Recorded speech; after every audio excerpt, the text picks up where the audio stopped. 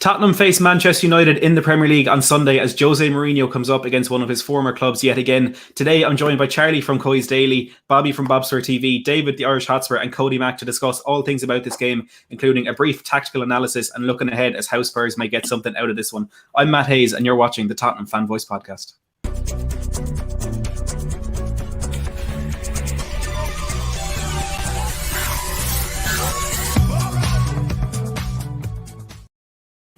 Hello and welcome back to Matt Hayes' Tottenham Blog and to this week's edition of the Tottenham Fan Voice podcast. I'm delighted to be joined by an esteemed panel of four fantastic guests to look ahead to what is a big game in Tottenham season as we look to revive or run into the top four. We of course face Manchester United. We'll be going through the team news, predicted 11s, score predictions, tactical analysis, everything you need to know ahead of this one on Sunday. Look, we're going to dive straight into things, and I think with the mood around the fan base at the moment, I think the best way to start this is just asking, we'll start with you, Charlie. How are you feeling about Spurs going into this game? Look, Spurs have just they've really got the better of me these last few days, probably since the Newcastle game, really. The most painful thing is, like, after the Villa game, it kind of looked like we might go on a run, but then that just all came crashing down against Newcastle, which was the most painful thing. So look, coming up against Man United, it doesn't get any easier, does it? If we're allowing Newcastle with Joe Linton up front, 22 shots, then I do fear this game a lot. I really do. I think we do have a chance because if you look at the way Man United are playing, they're not playing great, to be honest. They're just about getting by in games for a lot of the time this season. So for that reason, I do give us a slight chance. But with the way we're playing against any opposition, let alone second in the league, I'm really not feeling great about Spurs at the moment. Yeah, I'd say that is the general feeling among a lot of the fan base at the moment. But I suppose, like you mentioned there, with Manchester United in second place in the Premier League, that is of course true. But I personally don't think they're a side who are good enough of and worthy of being in that position. And Bobby, it's a criticism a lot of people could give to United that they're underperforming, but their results are what's working for them. But at the end of the day, isn't that all that matters in football? Yeah. What we'd do for underperforming and getting results on the board. I mean, all we've done is underperform and not get the results, which isn't a good combination at all. All I'm looking for, Matt, is a bit of positivity, mate. A bit of positivity to come out of the match. Like Charlie just said, there was a hint of that after the Villa game, but we just need that back. A bit of Cody magic, and I'm sure you get to him later. But he's one of the most positive guys out there at the moment. And obviously David's robbed off him. But we just put all this negativity, this lying just to save his own face and all that, which I despise. But just want to put all that to one side. It's nice 3 points against Man United, the double, closing that gap, if not going into top four. Just really in need of some positivity from the Spurs lads this weekend. Yeah, I fully agree with you. David, how are you feeling ahead of this game? Well, Bob wants positivity. I'm here to deliver. No, you know what I mean? I do. Look, I did say after the Newcastle game that I wouldn't be surprised if we went and bet United this week. Look, they're off the back of a European game, you know what I mean, and stuff like that. So that'll work in a favour. Hopefully there'll be less energetic coming in against us. But no, look, we're Tottenham on our day. We can beat anyone. You know what I mean? Ole Gunnar Shoeshiner's coming to town. I've been waiting for this one for a while, and I just have faith that the boys and Jose won't let me down this game. They just won't. Well, they're definitely famous last words of a Spurs fan. Cody, do you want to inject even some more positivity into this one? How are you feeling? Well, look, if we went back to the start of the season and I could have told you that we'd be sitting here 2 points up top four with 8 games to go and have an opportunity to do the double over Man U at Tottenham Hotspur Stadium, you would have snapped my hand off. So it's a huge opportunity for us. And we find ourselves as a fan base with a big negative mindset, and rightly so. But if you just kind of remove all that noise out, we're actually still in a very good position. And the negativity has been spiraling out of control here on social here this week. And, it's justified, but life's about balance. So somebody's got to pull in the positive direction. I mean, come on, you Spurs. We've got a chance here. Let's do it. Absolutely love that. A lovely balance here of realism and positivity in the live chat. I absolutely love it. And look, that's a thing you mentioned there. We're 2 points off the top four, and we're still in with a very realistic chance of getting this done. If it wasn't for a lucky goal for Newcastle at the end of that game on Sunday, we would have been sitting in the top four for a while. And Charlie, I'll come to you on this one. Spurs, look, the meltdown in the fan base and the disappointment and the frustration is entirely warranted with the way this team is playing, and even the games that we win, sometimes the way we go about doing that. But do you think things seem a bit worse than they are because we're losing the very, very important games? Like we went on a run there of winning 4 games in 6. I think we won 4 and 5 in the Premier League, but it's because of the Arsenal defeat and the Zagreb defeat that perhaps things seem a little bit worse than they are. Yeah, well, I mean, it's funny that because you look at our form, we're on paper, one of the form teams in the league, which is weird. So, look, yeah, but those 2 defeats, come on, there's no getting away from how embarrassing both of them were. So go and play like that in a North London derby and to arguably have the biggest European capitulation for a while, from what I've seen as a Spurs fan, to be honest, in our time in Europe. So, look. It's difficult. It really is difficult to be positive. And as you said there, the sort of that run we went on, the 3 wins in a row. You look at those games, like the trouble is this season we've lost 8 out of 9 games against the top half sides, which isn't good enough if you want to consider yourself for a top 4 race. And as look. Right now, yes, the table, it doesn't lie. We are a couple of points away from 4th. However, it's look at the way we're playing and the way we do against top half sides with United and Everton coming up. We could be, in 2 weeks' time, I don't think any of us would be shocked if we're completely gone and we're completely out of that top 4 race due to our struggles against better opposition. And the mentality's been the main thing for me. The mentality has been shocking, quite frankly. As I said on We Are Tottenham, these guys are grown men, these players. They're grown men and they're genuinely, whenever the slightest fine margin of thing goes wrong, they crumble. They're like cookie crumble, whatever you want to call it, the cake mix stuff. They crumble that easily.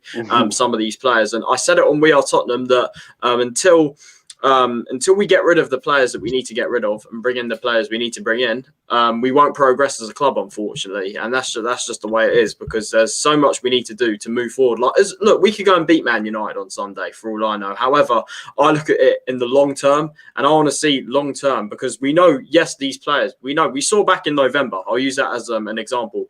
We can have a couple of good games. You saw them. We beat Arsenal, City as well. We can go on kind of a run where we have a couple of good games. However, we all know deep down with some of these players that long term there will always be the frailties there, and the mistakes will always come back and bite us eventually. So that's how I see it. I look, we could eat, as I said, knowing Tottenham after the Newcastle result, we could go and win against United. But I don't want to get carried away with anything at the moment, because we need to have a big summer, and we need to ship out these players and get in proper players that want to be here. So that's my opinion on our situation at the moment. But look, at the moment, who knows? Who knows what's going to happen this season? Yeah, it really is anybody's guess. It always is the way with Spurs, that you can just simply cannot predict what is going to happen. But in this crazy season in Spurs, that they're all-time craziest from what I've seen, so unpredictable, I think it is anybody's guess as to what can happen here. But focusing a bit more now on the game ahead on Sunday, Jose Mourinho said there are only 2 injury or absentees for this game, and it is Ben Davies and Matt Doherty, who of course both missed that game against Newcastle on Sunday. So there are no new injury concerns for Spurs. Bobby, do you think Jose is in a situation now where if we don't win this game, he has to take the full blame himself because of the almost clean bill of health the team has? Yeah, I just want to say, I think unintentionally he probably produced one of the most comedic press conferences starts of the season when he was asked about the team news, said, absolutely fantastic. Doherty and Davis are out. And I thought that was, yes, mate, even we've got you. We agree with you. I think we're at the point now, aren't we, Matt, where even if we lose the game, I don't think we're surprised now. When you stand back and think about the Newcastle game, we're not surprised. And likewise, a lot of people have been saying, oh, it's typical of Spurs if we beat. I don't know why I'm shaking my head. That's the Indian side of me coming out. But it'd be typical of Spurs. It'd be typical of Spurs if we beat Man United. I don't think it would be typical of Spurs, because we haven't won a big game this season. I mean, yeah, we look at 6-1 against Man United, but when it counts, we haven't won a big game this season anyway. So I don't think it would be typical of Spurs. And if we're honest, if we lose, it's kind of what we expect anyway. I still rule by my heart and say Spurs are going to win. But with regards to if we lose, all season it's been a collective fault. So the manager has to take the blame, the players need to take the blame, but more importantly and largely the board have had to take the blame. But a whole different 5 shows, that is, Matt. A whole different show, that is. But yeah, it's been a collective, and like I say, we wouldn't be surprised if we lost Man United, which is probably a detriment. It's, it just says it all, really. Yeah, it does. It's a damning indictment, but a very accurate one of the situation Spurs are in right now. And look, like I said, it's a whole nother show with that. And there are some fantastic shows out there on YouTube in recent weeks from these fantastic content creators talking about the situation Spurs. So do make sure to go check those out if you haven't already. But David, the first big decision Jose has to make ahead of this game against Man United is the 11 that he's going to select. And like we said, with only Doherty and Davis out, it's almost a full team to choose from. It's a team that in the past, when he joined Spurs, he said he was so happy to inherit, and there was so much talent and this and that and the other thing. We'll start first of all with the defence. Who do you think he should select? And then who do you think he will select? I think he should definitely Reguilon at left back. Well, Ben Davies is out, so that picks itself. I want Rodon to start again at centre back. I want Toby in beside him, and I want, for this game, I want Aurier going forward. Who I think we will see, Reguilon. It wouldn't be surprised to see Toby and Sanchez, to be honest with you, or Dyer and Sanchez, and then Tanganga at right back. That's what I think you might see. But in terms, I just don't think it's the right game to play Tanganga at right back for this game. Look, United, they're very good out wide. They have a lot of pace to get in behind us. And for me, with Tanganga learning the role at right back still, I don't think it's a good idea to play him there. For me, you need Aurier there, because at least he kind of has the timings right of when to go forward and that, and he won't be leaving big gaps like we've seen against Newcastle down that side. So for me, it has to be Aurier at right back. Yeah, I agree with you, to be honest. I think Tanganga, look, I think me and you, David, definitely feel about this way. I'm not sure what the rest of you think the same, but in terms of Jaffa Tanganga, his future is at centre back. I don't think he is a right back. He doesn't have the ability to go forward. I think he just has the physicality and all that of a centre back. But if Jose Mourinho sees him as a right back, I don't think there'll be too much development of him in the middle of the defence in the future. But Wayne Bonner here with the £2 super chat says 3-0 Spurs on Sunday. Toby and Roland to start. Wayne, thank you so much for the super chat. It is, as always, massively appreciated. Anybody else, if you do want to get those super chats in, it guarantees that your comment or question will be read out and answered, and it's a good way to support the channel as well. So it would be massively appreciated if you did do that. Cody, we'll come to you in this one. In terms of centre backs, do you agree with Wayne that it should be Toby and Roland? Yeah, for sure. I mean, for the third match day in a row, we're going to learn a whole lot about our football club by the team selection, that's for sure. The reality is there's been key players who at times this season have been our best players that are being left out of the squad for reasons that are not related to their talent level, whether it's effort, attitude, descent, whatever you want to say. I think last week proved that we can't rely on our secondary players to get the job done, even against a team like Newcastle. So is Jose going to keep the stubborn path here and keep those dissenting players out of the picture, or are they going to get another chance here? I'm really looking for the dressing room situation to be resolved at some point here. I mean, it's getting to the point where it might be too late. Yeah, I totally agree with David. Toby, Aurier, two of the guys who we've seen dropped for whatever reason, need to come back in and need to bring their A game if we're gonna be able to beat this club. Yeah, again, I completely agree with you. I think it's all well and good swapping up this team and for having wanting to get those players that you feel aren't paying for the badge or bad influences in the dressing room. You want to get them out of the side, but at the end of the day, we do need their quality at times because of the lack of depth we have in our team. And if you look at Alderweireld as an example, whatever's going on there, we don't know what's going on there because Jose decided to lie about it in the press and said even if he could have just saved face and made a kind of dismissive comment, but no, we had to outwardly lie about it. We're not going to know what's going on there. And I think he is someone that we do need to see come back into the team. We got Wayne here with another £5, says Tanganga and Roden are our future centre-back pairing. Wayne, thank you so much again for that super chat. And Charlie, do you agree with that one? Yeah, so in terms of the back four for Sunday, I think as I think it was Bob and David said, it has to be Toby and Roden in the middle. I've had enough of Dyer and Sanchez. He had a couple of good games, but at the end of the day, the Newcastle game was exactly why I said to everyone, don't get carried away about him, because you know that he's only like one performance away from sort of costing us. So it has to be Toby and Roden. Roden, who's been he was our best by far out of the back four on Sunday. By far, he was the best one. So I think Roden deserves to keep his place. Toby has to come back in. Throughout the season, I have never understood why Jose keeps taking him out the side at times, which has been my biggest critic of Jose. I've had a few more recently, but for the majority of the season, that's what I've criticised him for a lot. Just not consistently playing Toby all the time. So I'll go Toby and Rodon, Reguilon obviously at left back, and then right back, I think Aurier, you have to bring him back in because get those balls into the box, and as well Tanganga. He didn't do a lot against Newcastle. I thought he struggled at times there. And on the Tanganga thing as well, that's something that Jose, I really just can't see where he's coming from with how he sees him as a right back, because in the modern day as a fullback you need to have defensive capabilities and attacking capabilities, and we know with Tanganga that it's been well documented that all of his stages of youth level football have all been he's developed as a centre back from literally the day one of his football. So how Jose only sees him as a right back just makes no sense to me at all. I think he's definitely a guy, David as well, I remember comparing him to Ledley King, which I think you can see kind of, I'm not saying he's going to be as good as Ledley King, but you can see kind of the similarities there. I mean, he definitely has that potential to reach potentially that level. So yeah, I don't understand why he sees him as a right back. I think his future is definitely a centre back for me. Yeah, again, completely agree on that one. Bobby, one question I want to bring is what formation could Jose use to approach this game? Because we've seen him use throughout the season, kind of began in a 4-3-3. He's reverted to a 4-2-3-1 at times as well. But in the last couple of games, it's been the very same 11 in a 4-4-2 against Aston Villa and Newcastle. Do you think he's going to stick with that against United on Sunday? Or would you expect him maybe to go with something more expansive? No, I hope not. I think 4-2-3-1 or the 4-3-3 probably works best for us, especially with, for the midfield, it has to be Pierre and Dembele and Lucas in the number 10, or the attacking midfield with 28. We'll look for it. Look at it. He has to go with the tried and tested. Lucas is probably, as well as Kane, and I don't know if you agree with me, lads, but he's probably been our most informed player of late.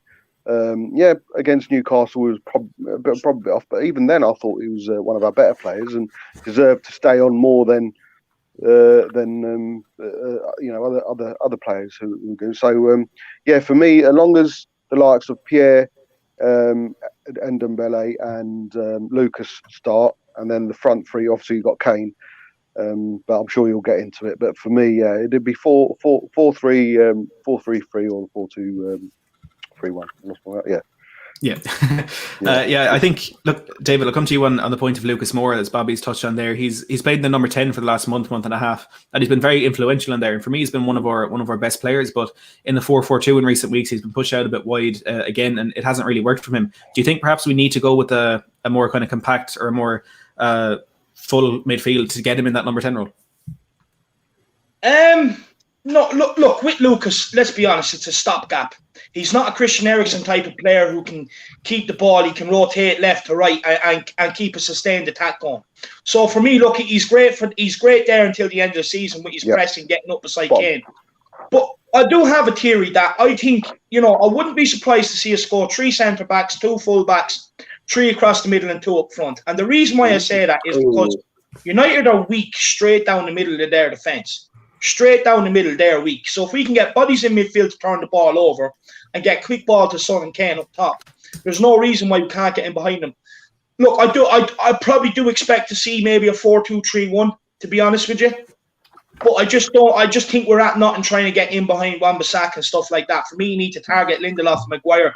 Target their they're not the quickest of lads. So for me, if you can get Harry Kane dropping a bit deeper, swivel on the ball, get the ball in behind for Son, or you can get maybe Lo Celso or Ndombele picking up the ball and driving forward with Højbjerg sitting there in front of the 3 centre backs with your 2 wing backs overlapping. I do think we'd have a good shot at getting at United. But ultimately, I do think we probably will see the 4-2-3-1. I think we'll try and match them up. Yeah, I think that is something that I was on the Cheeseman podcast last night. I spoke about that, and Wayne makes a similar point here. And Wayne, again, with another £5 super chat, thank you very, very much. Says 4-3-3 against United, take some of the work off of Højbjerg's shoulders. And this is something that it's one of the criticisms you could give of a 4-4-2, because it's very rigid, stubborn, and it can keep you quite compact and make you difficult to break down. But you immediately lose a man in the midfield. And with United playing a double pivot, whether it's Fred and McTominay or Pogba and McTominay, which I would expect it to be, all of a sudden that's their 2 up against Højbjerg and Ndombele, and then you have Bruno Fernandes picking up that space in between the lines, and he is the chief creator. He's the main aspect of that United team. So I do think, even though the 4-4-2 has potential to work for us, if we can get that 4-3-3 or 4-2-3-1, whatever it is, have a double pivot of Ndombele and maybe Lo Celso or Lucas if he's dropping deep out of possession, and let Højbjerg pick up that space in between the lines to patrol Bruno Fernandes, I think is something that we really need to do. Can I and that ask would you a take a lot of question? the. Yeah, go ahead. Do you think maybe he switched to the 4-4-2 maybe because, we've all seen that stat where we give away the most passes in our own half and it's suicide. You can't keep doing it. Do you think maybe he switched to the 4-4-2 to be able to go longer to avoid that? I mean, it's interesting. Do you want to take it, Bobby? Yeah, I just think the whole purpose of the 4-4-2 was just to see how Vinny and Kane played together, if I'm honest with you. Obviously, 4-4-2 wasn't a definitive 4-4-2. Purely and simply, we saw Kane coming a lot deeper than he'd probably do if we were playing 4-2-3-1 or 4-3-3. But yeah, I think Vinicius had a lot to do with us playing 4-4-2 because he had a goodish game against Villa, and let's be honest, on paper Newcastle have been worse. So when they tried and tested, which I was just excited when the team was announced, but I don't foresee him starting with Vinny and Kane, and I think that's probably for us to go 4-4-2. I would think he would have to start with Vinny and Kane, which I don't think we're going to do that against United. Yeah, I think it'll be putting a lot of responsibility on Vinicius' shoulders to start him in a game like this. And look, David made an interesting point there about maybe go with the 3-5-2 to put a lot of pressure on Lindelof and Maguire. And I suppose another thing what that would do is it would free up Reguilon to really, really bomb down that left-hand side. And one of the main things I've noticed with United's defence this season is Wan-Bissaka, as good as a one-on-one defender he is, everything else just isn't there for him. The positional awareness, the kind of track and runs and things like that. He's often caught very, very narrow, pulling right into Lindelof. It creates a lot of space down that left-hand side. If we can exploit that and get Reguilon putting balls into the box for Kane or for Vinicius or whoever it does end up being in there, I think it'll be a very, very interesting way to try and break United down. It could lead to maybe a bit of an over-reliance in going down that side, which United could cop onto and try and double up on Reguilon, whatever it is. But I think that could be a good way to attempt to exploit that. And look, if that is what we do, someone like Gareth Bale coming in at the back post on top of Luke Shaw could be a really good way for us to maybe get a couple of goals there. And I suppose, Cody, I'll ask you now, do you think this is a game where Gareth Bale starts? No, honestly, I can't see Gareth Bale starting any games going forward. I think he's probably one of the players that has gotten in Mourinho's bad books a little bit. And although he has had a positive impact against some of the lesser sides, when he's made his biggest impacts against the better sides coming off the bench, against Man City and against West Ham. You think of some of the bigger moments that he's been called upon to start. He's been a little bit anonymous, and obviously the tracking back is a little bit of an issue. But I do think what David was saying about setting up with a back three is something that we could see. One thing that was kind of proven last week is that, with the amount of possession that we give up in the midfield, we just don't possess enough speed as a unit to be playing up and down attacking football, because you saw last week John Joe Shelby was looking like prime Luka Modric. Anytime that we turned the ball over in the midfield, all it took was one good pass and there was space for everyone in the Newcastle side to be coming into. So look, I know nobody's going to really like this, but I would say you are going to have to look for Jose to set up to stifle Man United and hit them on the counter. Yeah, look, it could be something that we don't want to hear, but maybe it is the best way to get something out of this game. Wayne here with another £5. Wayne, you're an absolute legend. Says, I was thinking the same as David. Crowd the spine of the pitch and force them wide, then hit them fast and hard. Charlie, do you think that's a good way to approach this in those kind of counters down the middle?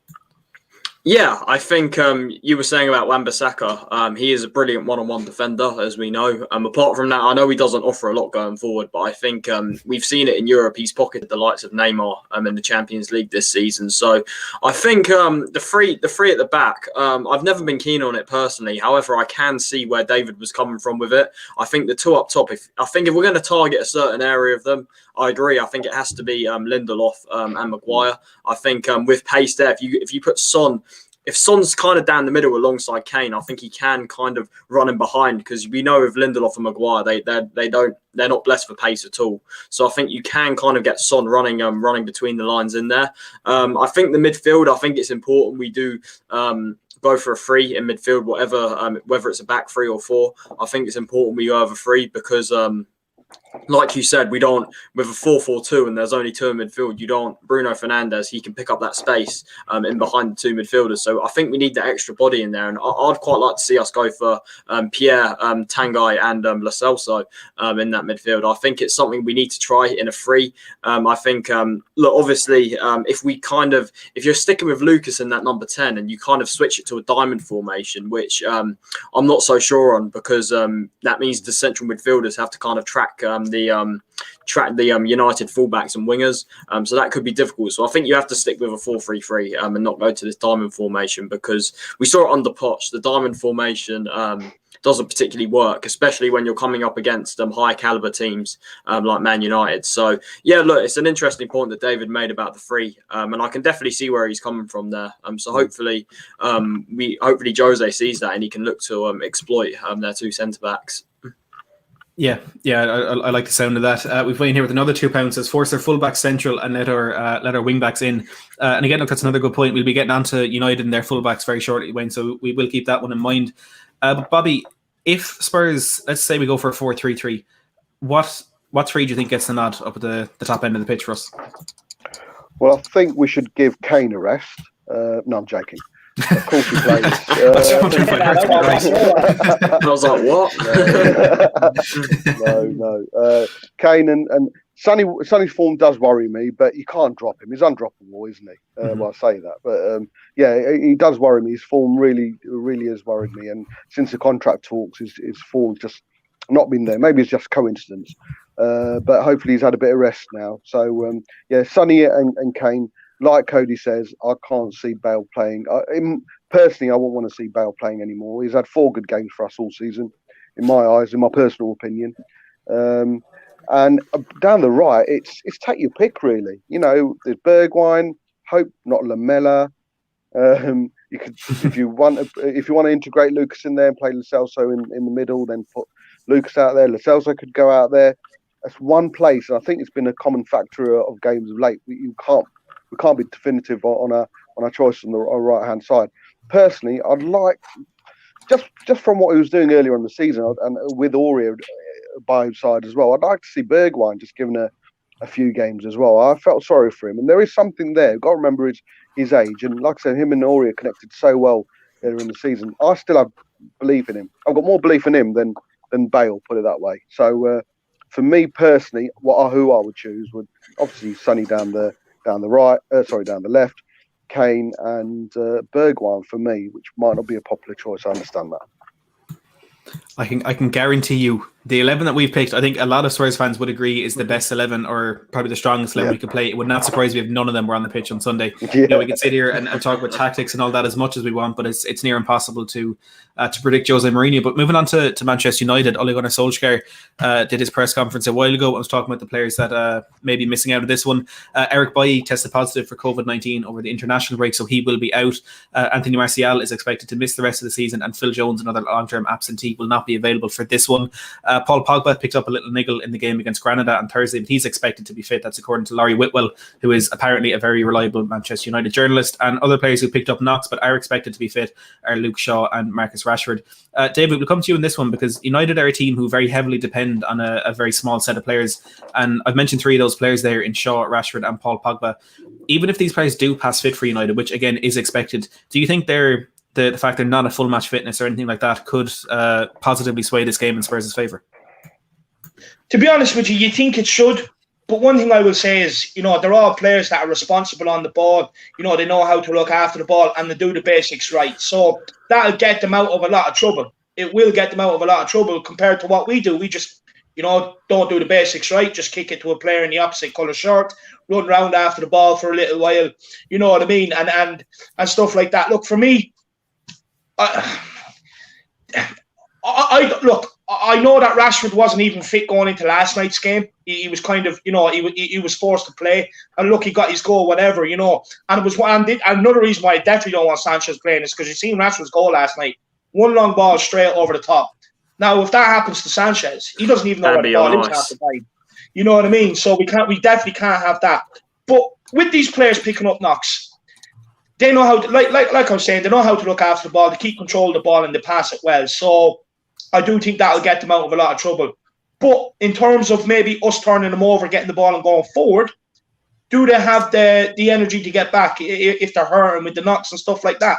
Maybe not. So it'd be an interesting one. But I think in terms of them having possession, it's not going to affect them. But maybe going the other way, doing the defensive side of the games, and later on to the game, if we can get someone on there that can keep possession, keep rotating it, make them run around a bit, I definitely think it'll have a major impact on them then.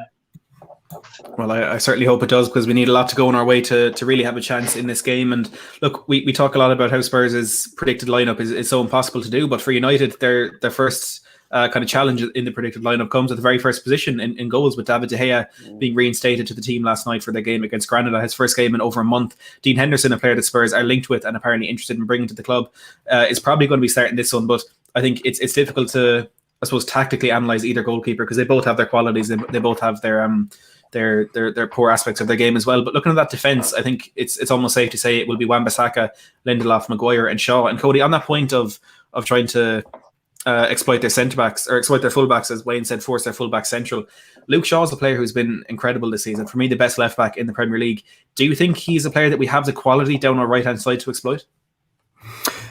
Well, you know what? One thing about United and their players is it's the question of their dynamism versus their consistency. They have a lot of players who are capable of doing great things on any given day. But if you watch some of their games, there are games where they go completely anonymous.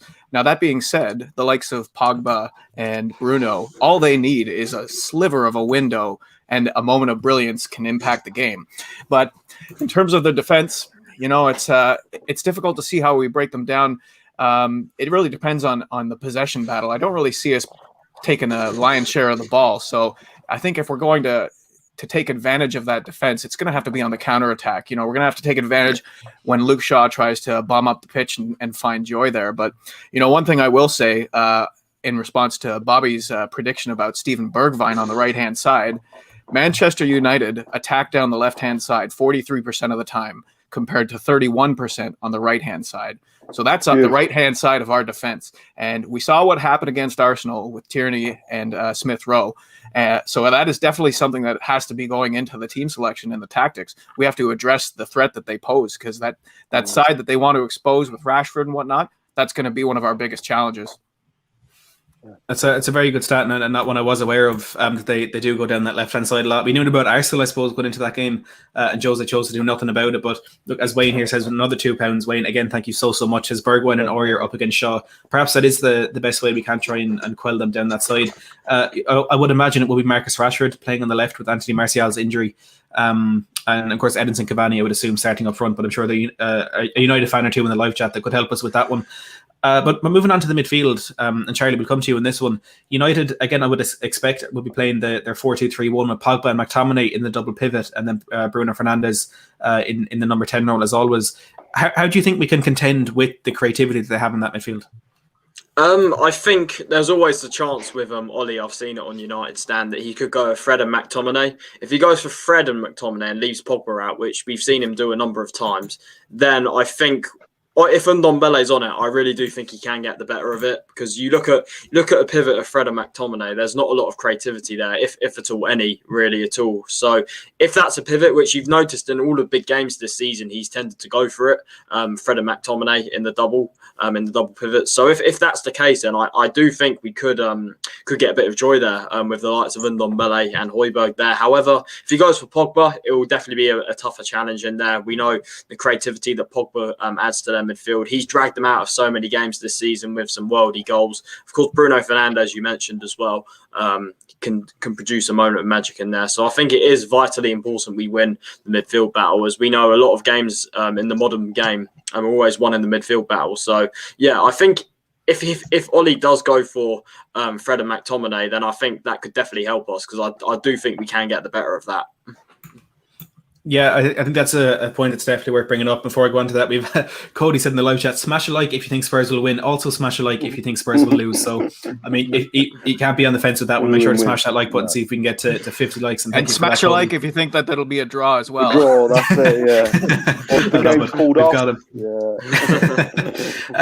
But yeah, Solskjaer tends to go with Fred and McTominay in the games against the Big Six. Now, a lot of that has in the past been down to absenteeism of Paul Pogba for whatever reasons, but these are the games where United really struggle. And I was on the Cheese Room podcast last night, and I kind of described this as United have kind of perfected playing against the smaller teams. They're going to have those random blips, the ones against Sheffield United, for example. But against those smaller teams, they're really compact and they know what they need to do. And that's why they, I think, are so high in the table. Because in the games against the bigger teams, they simply survive. And before their victory against Manchester City, their only goal against the Big Six team this season was that penalty Bruno scored when we beat them 6-1 at Old Trafford.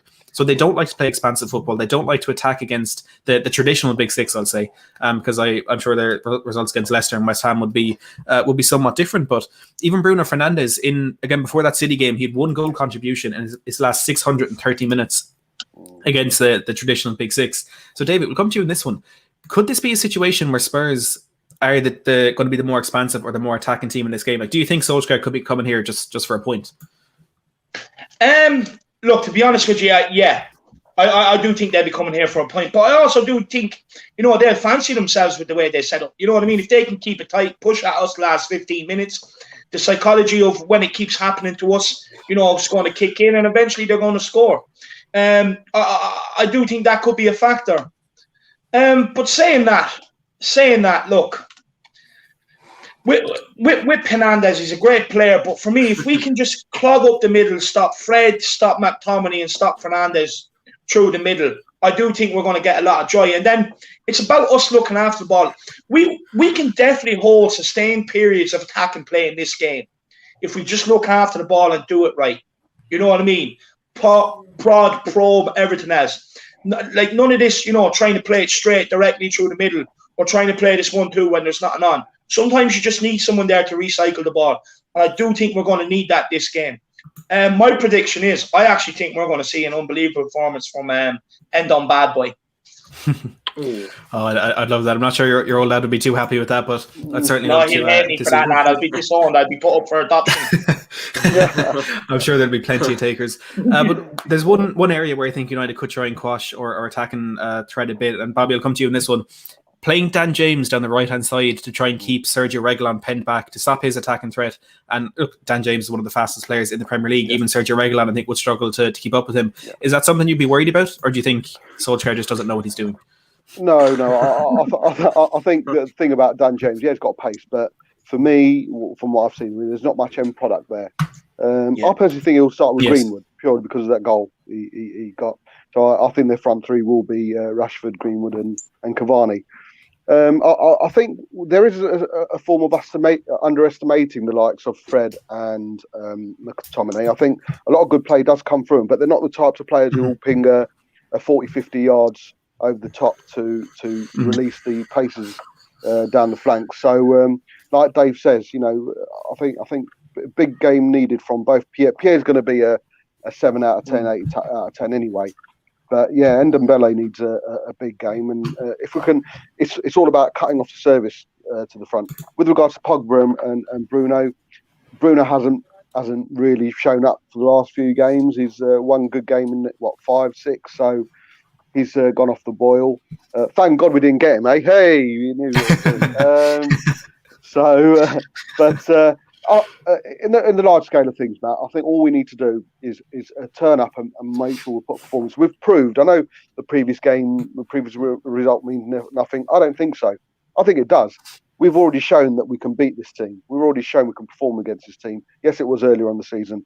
A lot been said about, they were against 11 against 10. We could have been 3-4-1 up before Martial got sent off. So we can perform against them. Jose needs to hold on to that, bring that to the fore, and do what they did before. The only goal that really sticks in my mind when we had that identity earlier on the season, I don't know if it's the same for you guys, but it's Kane receiving the ball and setting Son off against Arsenal. And that's what we need to do. We need to do more of that. So, yeah, I think with regards to their front three, it comes down to our midfield to cut off the supply, which fortunately I don't think Fred and McTominay have the repertoire to actually hit a ping long ball. So if we can cut off one thing that concerns me about them though, Bob, is their energy. They have a lot of energy. Yeah, they have, mate. Yeah, you're right. And I do think they will outrun us, especially McTominay. He'll just keep going. He's underrated, isn't he, mate? He's underrated, isn't he? No, he is, and it's just the energy. It worries me. Yeah. I knew switching these around would cause a problem at some stage. Look, we got 39 minutes without it happening, so I'm glad with that. That's what you do, this, Bobby. Oh God, no, not at all, not at all. Yeah, look, every I think selection United could go with in the middle of the park does have its pros and its cons, but we're getting to that time of the stream, the time that some people love or some people hate, and it's time for score predictions. Cody, you've been sitting there quietly for a while, waiting patiently for your opportunity to inject a bit more positivity into this one. So how do you see this game panning out, and what scoreline are you going to go for? Well, I mean, all signs are pointing to United coming here and smashing us, which in a season where you have to expect the unexpected, I think it's about time that we put a little bit of positivity. I think we're going to take care of business. We're going to score early, open them up on the counter. We're going to put 3 past them, and we're going to keep a clean sheet. And I have absolutely no factual evidence as to why that might happen. But with all the negativity going on, somebody has to pull in the positive direction. But I will say this. If you want to look at where United are in the table compared to where we are, there's a couple of statistics that can illustrate, and I talked about it on We Are Tottenham TV. Yeah. In the last 10 minutes of games, Man United have scored 19% of their total goals for the season. Spurs have scored 4% of their total goals in the last 10 minutes of a game. In terms of conceding, United have conceded 15% of their total goals in the last 10 minutes of games, and Spurs have conceded a whopping 28% of all goals conceded have come in the last 10 minutes of games. So it's not really to see where the problem is. We're going to win the league. we need to come up clutch. We need to put our foot down. We need to finally exercise our demons and finish a game off and stop. If we're sitting on a 1-goal lead, it's time for us to continue to attack, because we've proven it time and time again that we're just not capable of protecting the leads. So we have to keep attacking. And I would like to see 3-0, obviously. Well, that's definitely the part of the stream that I'm clipping for Twitter. Nice one, Cody. Charlie, how do you see this one panning out? Oh God, this is Come on, Charlie. Come on, Charlie. So yeah, look, it depends. It depends really. I think we'll see in the first 5 minutes what the attitude is on the pitch. Quite frankly, look, if I'm completely honest, I'm not confident really at all, because we allowed, for starters, we allowed Newcastle with Joe Linton up front 22 shots, and these guys are going to have world-class players like Cavani and Rashford. So I do worry. Our defence is a shambles. I think if he brings Toby back in alongside Rodon, that will give me more confidence. However, we got to take our chances. If the chances we do get, we just have to take them. And I have no confidence in us keeping a clean sheet at all with this defense. So I'm going to sit on the fence. I'm going to go 1-1. That's my brain. My heart, I'd love to say Spurs. My heart's saying a Spurs win, but my head is saying 1-1. I'm just going to sit on the fence with this one. Love it. I'm going to have to look up this clean sheet phrase that you keep using. I've never heard of it before. Bobby, how do you see this one panning out? Well, till you stated that Ollie might come in and come for a draw, and we might nullify that and etc. It looks like it's going to be a ball 0-0, but no, I'm going to stick to what I've been saying all week. 2-1 to Spurs. Came with a double. Oh, positive stuff there. And speaking of positivity, David Harris, the Irish Hotspur. Come on, let's get this. What's your score prediction? Yeah, no. Look, I'm going to go 2-1. I really do think we're going to turn United over. I think they might score first. Look, everything is stacked against us going into this game. You know what I mean? Everything's stacked against Mourinho, stacked against the players. Top 4 is on the line. I just have a feeling we could end up coming out and making a statement this game. Look, it could be more than 2-1, but I'm going to go 2-1 because I know a lot of people think I'm deluded. So I'm going to stay safe and I'm going to go 2-1.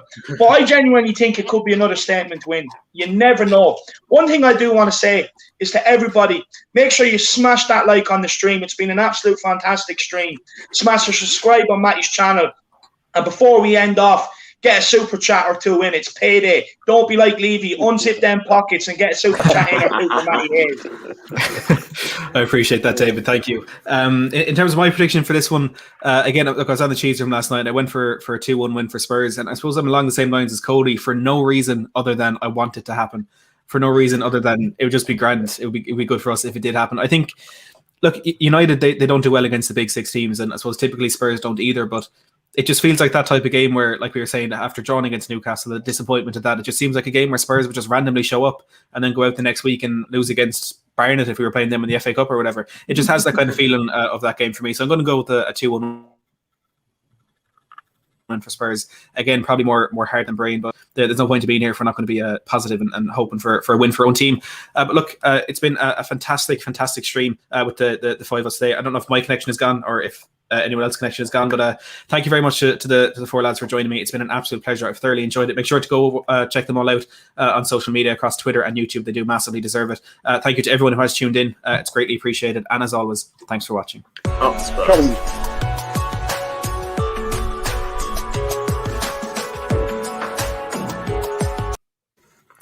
This is not working.